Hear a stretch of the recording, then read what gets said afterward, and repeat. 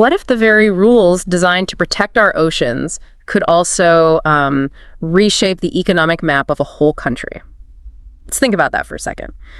Today, we're doing a deep dive into Norway's traffic light system for aquaculture. Ah, yes, the TLS. Exactly. It's basically this color-coded system, red, yellow, green, and it dictates how fish farms can operate, all based on the sort of environmental health of their specific location. So red means you have to cut back production. Right. Scale back. Yellow means growth is restricted. Okay. And green gives you more room to maneuver, more flexibility.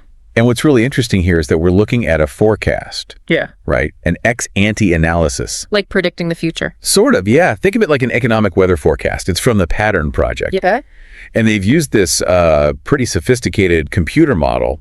It simulates how different bits of the economy interact. What's it called? It's called REMES-Norway, a computable general equilibrium, or CGE model. Right, CGE. Heard of those? And they've used it to project the economic ripples of this system, this TLS, all the way out to 2030, and under different scenarios too. Okay, so that's our mission today then. Let's unpack these projections. Let's do it. Really try and understand the key economic shifts Norway might be looking at because of this traffic light system. I mean, it's a real world situation, right? They're trying to balance environmental responsibility with a huge industry. Absolutely. Aquaculture is massive for Norway. And the potential outcomes. Well, they seem quite revealing. It's not just about salmon farms, is it? No, not at all. It's about how regulations, even ones that seem really specific, can unexpectedly ripple outwards. Yeah, impacting different regions, different bits of the economy in ways you might not guess. Exactly. It's a compelling case study, really, for anyone interested in how environmental policy actually plays out economically. Sometimes in surprising ways. Definitely sometimes in surprising ways. Yeah. So we'll be digging into, who the potential winners and losers might be geographically and what the bigger picture implications could be for the whole country. All right, let's get into it. Unpack this regional picture. Okay. The analysis makes it pretty clear, like you said, this traffic light system isn't going to be felt the same everywhere in Norway. Not at all. It really looks like we're heading towards some, pretty distinct regional economic shifts. That's what the model points towards, yes. A divergence. So who gets the thumbs up and who maybe faces a tougher road ahead?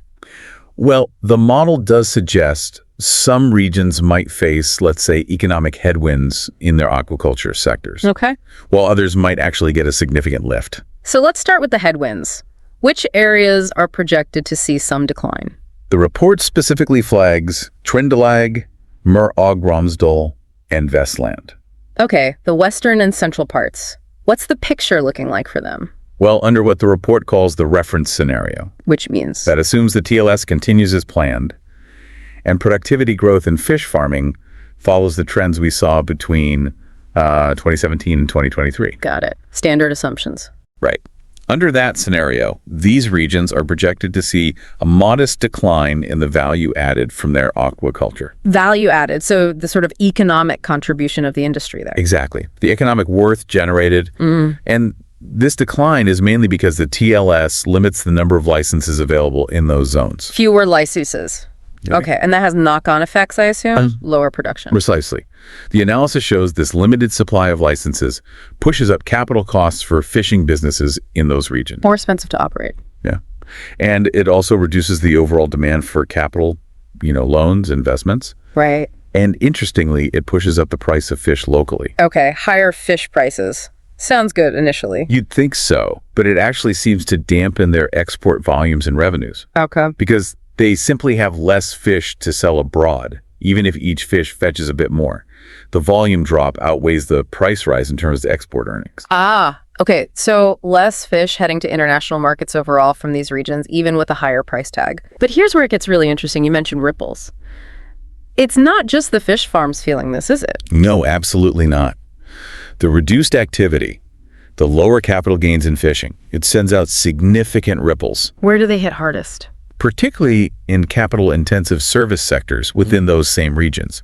Think telecommunications, finance. Services that support the main industries. Exactly. And the projections here are, they're quite striking. Potential losses of up to a staggering 4 billion by 2050. Wait, 4 billion euros? 4 billion. compared to a scenario where the TLS was never implemented. Wow, that's huge. That really shows the scale of these like indirect consequences. It does. It highlights how interconnected things are. Okay. Now, the report also mentions manufacturing in these regions. Is there any upside there? It mentioned a slight cushioning effect? Yes, a slight one. Because the reduced activity in other sectors like aquaculture and related services can lead to slightly cheaper raw materials. And maybe slightly lower wage pressures, too. This could offer a small benefit to manufacturing firms there. But not enough to really change the overall picture. No, it seems not. The model still projects an overall regional GDP dip of around 0.5%, 0.5%. 0.5% lower than if there was no TLS. Correct. Compared to a situation without the traffic light system. So definitely a headwind for these regions. So it sounds like those areas, Trøndelag, Mørag, Romsdal, Vestland, face a bit of a squeeze then. That's a fair way to put it. But it's not necessarily all doom and gloom forever, is it? The report mentioned an optimistic scenario too. That's a crucial point, yes. Yeah. There's a scenario looking at high productivity recovery. Meaning if, say, after 2025, these regions see a strong rebound in how efficiently they farm fish. like through new tech or better methods. Exactly. Better feed, disease management, that sort of thing. If that happens, then much of that projected loss we just talked about could actually be recovered. Okay, so productivity is key. Very much so. Yeah. But even in that best case scenario, the fundamental restrictions from the TLS still have some dampening effect compared to having no system at all. The limits are still there. Right. The framework itself still imposes constraints. Okay, so that's the picture for some regions. Now let's flip the coin. Which areas are potentially looking at growth? The analysis points north and also a bit southwest, specifically Troms, Nordland. Up north. Yep. And then the combined area of Agder, Telemark, Rogaland, Buskerud, Vestfold, a bit of a mouthful. Okay, so the northern counties and a cluster in the south-southwest. Those are identified as potential beneficiaries. Under that same reference scenario, they're projected to experience what the report actually calls a fishing boom. A fishing boom? Okay, tell me more. What's driving that? Sounds exciting. Well, it stems from what's happening elsewhere, because the TLS is suppressing the overall supply of farmed fish in those other regions. The ones getting red and yellow lights? Right, and that lifts regional prices a bit there. These other areas, the ones in the north and southwest, they likely face milder restrictions. Maybe more green lights, fewer environmental worries triggering red or yellow. Presumably, yes. Yeah. Or perhaps just more flexibility in their operations. This allows them to potentially see significant growth in their aquaculture value added. How significant? The report suggests potentially up to 20% higher value added in aquaculture for them. Wow, 20%. Yeah. This price advantage they might get, plus the ability to maintain or even increase production. It really spurs investment in their local aquaculture industries. So while some areas are being forced to scale back or hold steady, these regions are ramping up. That's the dynamic. They're essentially taking advantage of the market shifts created by the regulation itself. Precisely. And it's not just the fish farms that benefit, just like we saw the negative ripples before. You get positive ripples here. Exactly. The expansion in aquaculture drives up demand for local services. Like what? Think boat maintenance, feed suppliers, processing plants, logistics, all the businesses that support the fish farms. They see more activity. Yeah. And this can lead to them absorbing labor and capital, maybe even some that's shifting away from the declining regions. So jobs and investment move towards these booming areas. Potentially, yes. And these local service businesses can also enjoy higher profit margins because there's just more economic activity buzzing around them. Interesting. Now, the report also mentions something slightly counterintuitive. A modest dip in construction in these booming regions. Why would that be? Yeah, that seems a bit odd at first glance, doesn't it? It does. More activity usually means more building. Usually. But the likely explanation here is about where the investment money flows. With such attractive opportunities opening up in aquaculture in these specific regions, capital that might have otherwise gone into, say, building new offices or houses. It's redirected. Exactly. It gets redirected towards expanding fish farming operations, buying new equipment, improving facilities there instead. It's a shift in investment priorities. Okay, that makes sense. Follow the money. Follow the money. So we've got these pretty clear regional winners and losers emerging, or at least projected to emerge, from this traffic light system. But let's just nail down the fundamental mechanism again. Why this divergence? Yeah, it really all boils down to the color codes: red, yellow, green. assigned to each specific sea area based on environmental assessments. Mainly about the impact on wild salmon, sea lice levels, that kind of thing. That's a major factor, yes. So regions with more environmental challenges or higher perceived risk are more likely to get slapped with a red designation. And red means that mandatory cut, right? Right. A 3% annual cut in production capacity for farms in that zone. Yellow zones indicate some concern, and they basically restrict any expansion. Okay, hold steady. Hold steady. And green zones, where the impact is deemed low, they offer more flexibility. Farms there might be able to expand or adjust based on market prices. And the projections actually forecast how these colors might change over time. They do. For instance, the model suggests regions like Trøndelag and Møre-og-Romsdal might see more of their areas shifting towards red, particularly around 2026-2027. Which would trigger those cuts. Exactly. Before maybe improving back towards yellow by 2030. These projected color shifts are really the key drivers behind the production limits and the economic impacts we're seeing in those areas. And conversely, the growing regions, Troms and Nordland and the others, presumably face fewer red or yellow designations in the projections. That seems to be the underlying assumption, yes. Fewer restrictions allow them to maintain or increase output and capture that market opportunity. Okay, so localized environmental assessments leading to these color codes, which in turn trigger these quite significant regional economic consequences. That's the chain of events, yes. Right. Now let's zoom out a bit. We've talked regions. What does all this mean for Norway, as a whole? What's the national GDP impact looking like?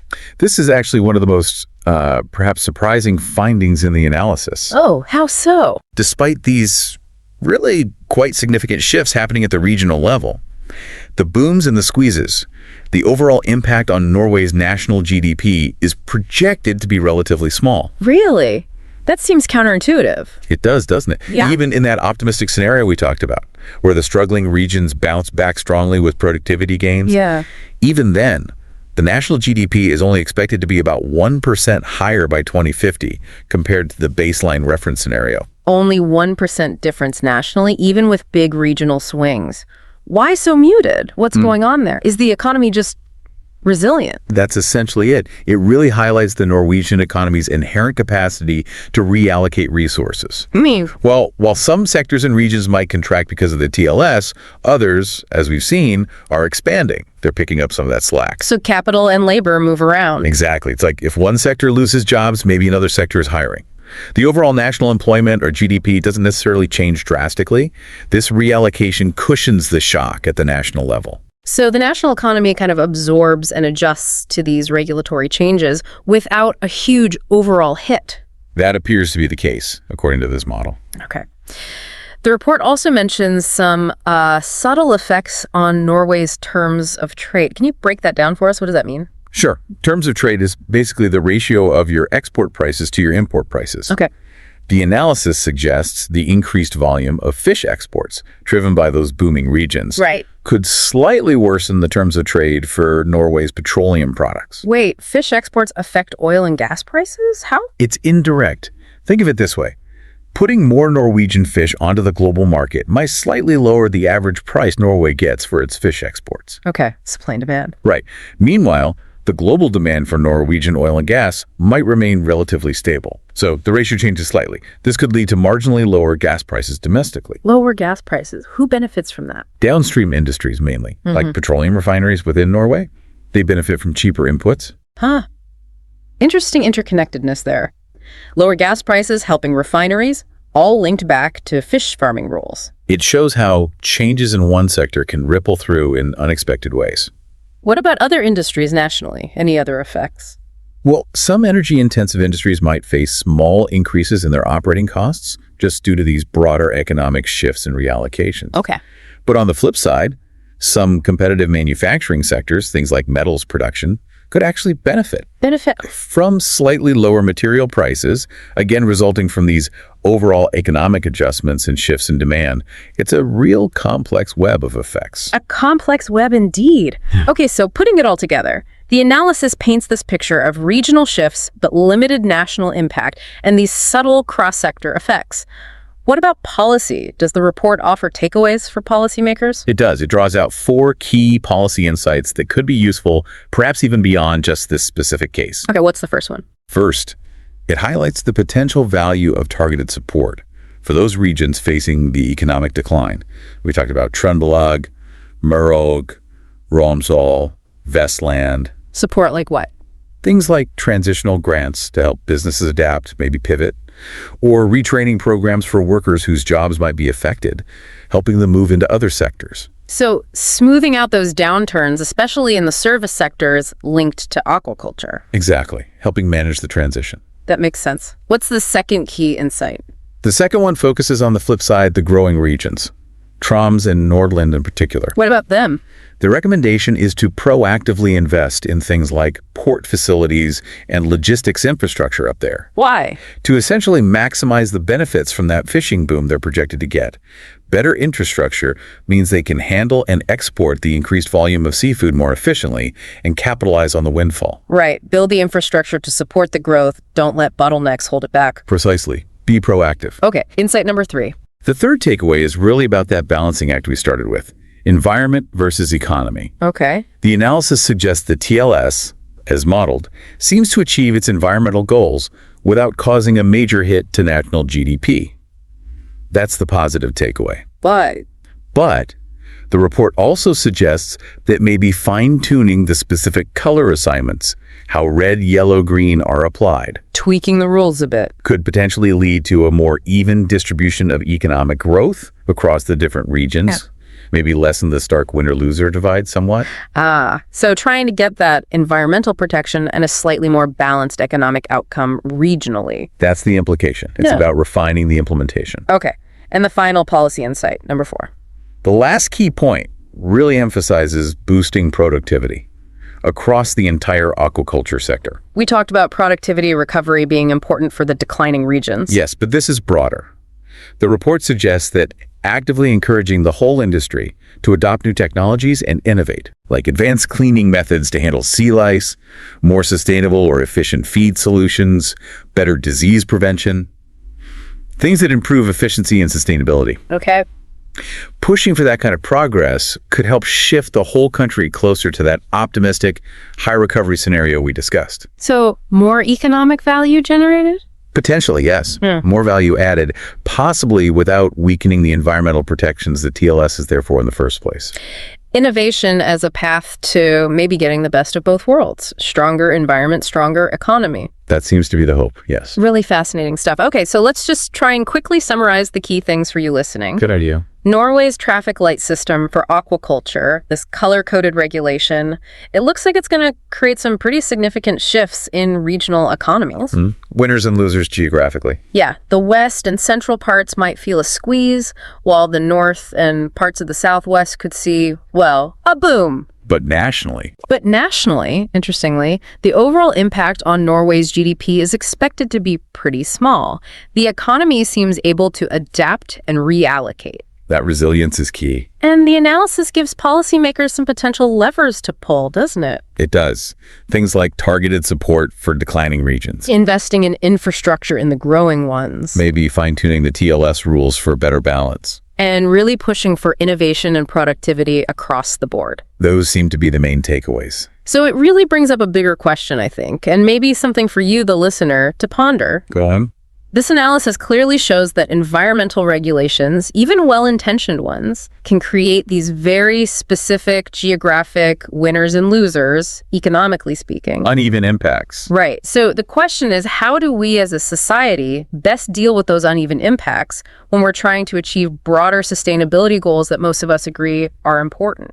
It's a tough balancing act. It is. And maybe what other seemingly localized rules or regulations, perhaps in totally different industries, might be having surprisingly widespread economic ripples that maybe we aren't fully seeing or considering. That's a great question to end on. What are the hidden connections? Yeah.